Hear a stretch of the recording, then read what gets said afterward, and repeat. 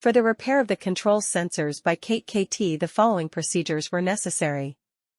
Replacement of various electronic components and general cleanup of the unit.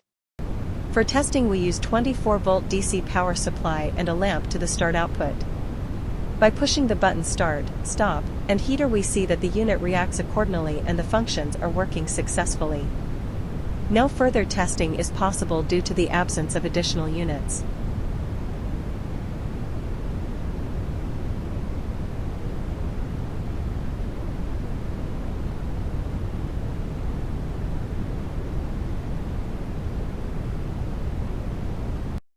It is now clear that the control sensors by KTE are working successfully and are ready to be delivered to the client.